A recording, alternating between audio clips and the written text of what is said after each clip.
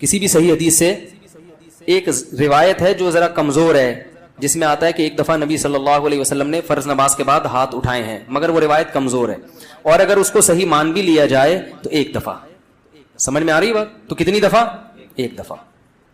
اصول فقہ کی کتابوں میں لکھا ہوا ہے، چاروں مذاہب کی فقہ کی کتابوں میں، کہ حدیث اگر کوئی عمل کثرت سے کیا جاتا ہو اور اس کا نقل کرنے والا صرف ایک ہو تو یہ بات بھی حدیث میں شک پیدا کر دیتی ہے.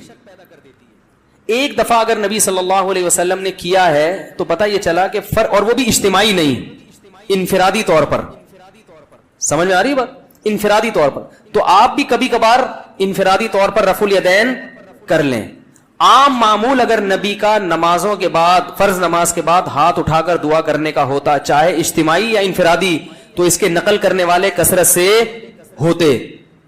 سمجھ میں آ رہی اس بارے میں؟ کیونکہ نماز کو تو بہت اہتمام اور اہمیت کے ساتھ احادیث میں بیان کیا گیا ہے، جبکہ ہم دیکھتے ہیں کہ حدیث کی کتابیں اس سے بالکل خاموش ہیں.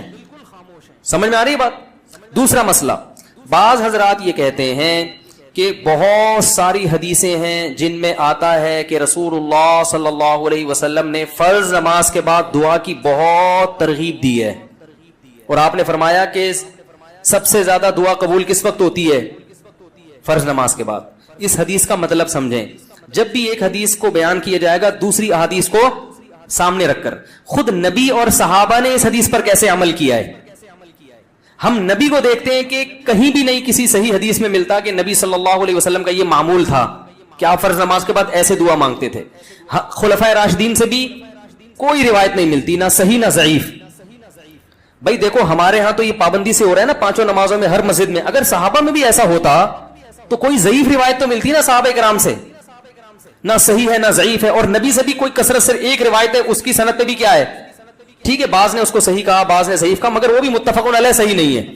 تو یہ کیسے ہو سکتا ہے کہ ایک عمل پابندی سے ہو رہا ہو اور اس کے نقل کرنے والا کوئی ہو ہی نہیں؟ تو اب ہم دیکھتے ہیں کہ جو حدیث میں آتا ہے فرض نماز کے بعد آپ صلی اللہ علیہ وسلم نے دعا کی ترغیب دی ہے، خود کیسے دعا مانگی ہے.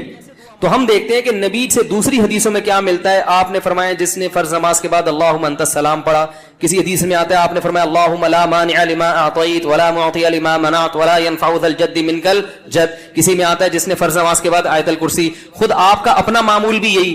تو پتہ یہ چلا ان کلمات کو حدیث میں دعا سے تعبیر کیا جا رہا ہے. یہ وظائف ہیں. وظیفہ اس دعا کو کہتے ہیں جن کے یعنی لگے بندے کلمات ہوں، اس کو بھی دعا سے تعبیر کیا جاتا ہے. اس کی مثال ایسے ہے جیسے ہم کہتے ہیں افطار کی دعا، آذان کے بعد کی دعا، مسجد میں داخل ہونے کی دعا، مسجد سے باہر نکلنے کی دعا.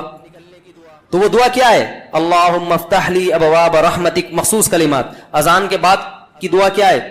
اللہم رب ہذہ الدعوۃ التامہ. تو فرائض کے بعد جو دعا ہے وہ بھی کیا ہے؟ آیت الکرسی، اللہم انت السلام، اللہم لا مانع لما اعطیت. یہ کلمات، ان کلمات کو کیا کہا گیا ہے؟ بولو بھائی، دعا. اور ابن تیمیہ رحمہ اللہ کی رائے یہ ہے جو تفرد ہے کہ فرض نماز کے بعد سے مراد ہے جو اتحیات کے درود شریف کے بعد ہم دعا پڑھتے ہیں، رب اجعلنی مقیم الصلاۃ ربنا آتنا، جو کیونکہ حدیث میں آتا ہے دبور کل صلاۃ. تو دبر کا جو لفظ ہے عربی میں وہ بعد کے معنی میں بھی استعمال ہوتا ہے اور اینڈ کے معنی میں بھی. ابن تیمیہ رحمہ اللہ کہتے ہیں کہ جو ہم نماز کے آخر میں اتحیات پڑھتے ہیں، پھر درود شریف پڑھتے ہیں، اس کے بعد جو دعائیں کرتے ہیں نا، تو فرض نماز کے بعد سے مراد کیا ہے؟ یہ والی. لیکن یہ ان کا تفرد ہے. ہم کہتے ہیں ایسا نہیں بلکہ سلام کے بعد. مگر دعائیں کون سی؟ وہ جو منقول ہیں. یہاں تک میں سمجھا پایا اپنی بات؟ آگے چلیں. اور نبی صلی اللہ علیہ وسلم نے مختلف مواقع پر مختلف وظائف پڑھے ہیں فرض نماز کے بعد. کبھی آیت الکرسی، کبھی اللہم انت السلام. تو ہم یہ کہتے ہیں دوسری طرف حضرت عائشہ رضی اللہ تعالی عنہا کی حدیث ہے کہ آپ صلی اللہ علیہ وسلم فرض نماز کے بعد اللہم انت السلام کے بقدر بیٹھتے تھے اور پھر کھڑے ہو جایا کرتے تھے.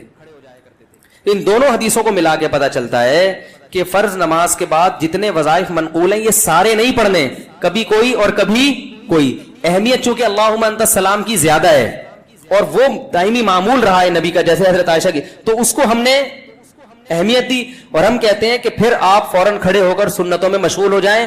باقی وظائف اور تسبیحات آپ پڑھیں سنتوں کے بات. اس طرح تمام حدیثوں میں تطبیق. اور اہل حدیث حضرات یہ کہتے ہیں کہ نہیں, فرض نماز کے بعد ہی آپ تمام معمولات پورے کریں, اس کے بعد سنتیں پڑھیں. تو یہ علماء میں ایک اختلاف ہے. لیکن ہاتھ اٹھا کے دعا مانگے جیسے ہمارے ہاں رائج ہے, یہ کہیں بھی نہیں ہے. حتیٰ کہ چاروں, یہ تو اب یعنی اہل حدیث میں بھی نہیں ہے, وہ تو سب کو پتا ہے نہیں ہے. یہ فقہ حنفی میں بھی نہیں ہے, فقہ شافی میں بھی نہیں ہے, فقہ مالکی میں بھی نہیں ہے, اور فقہ حنبلی میں بھی نہیں ہے.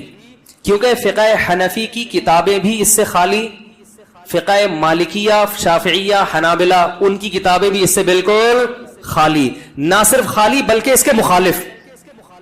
فتاوی عالمگیریہ فقہ حنفی کی کتاب ہے نا, اس میں لکھا ہے کہ امام کو چاہیے کہ سلام پھیرنے کے بعد اللہم انت السلام کے بقدر بیٹھے اور اس کے بعد کھڑا ہو جائے. یہ کہیں بھی نہیں لکھا کہ اس میں کیا کرے, اجتماعی دعا مانگے یا انفرادی دعا مانگے, کہیں بھی نہیں لکھا ہوا, بلکہ اس کے خلاف لکھا ہوا ہے.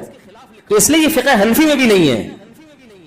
ہاں یہ ہمارے اکابر میں ایک چیز رائج ہو گئی ہے, ہمارے بزرگوں میں, جو ہندوستان میں بہت تیزی سے, بولو بھائی, پھیل گئی. جب رائج ہو گئی تو حضرت مفتی محمد شفیع صاحب رحمہ اللہ تعالیٰ کا اجتماعی دعا پر ایک رسالہ ہے, مفتی اعظم جو تھے انہوں نے فرمایا کہ اب اس کو ایک دم ختم کرنے میں کیا ہے, آیا کہ اس لیے کسی مسجد میں اگر یہ دعا مانگی جا رہی ہے تو ختم کرنے پر اصرار نہ کیا جائے, کیونکہ فی نفسی ہی تو دعا کا موقع ہے نا فرض کے بعد.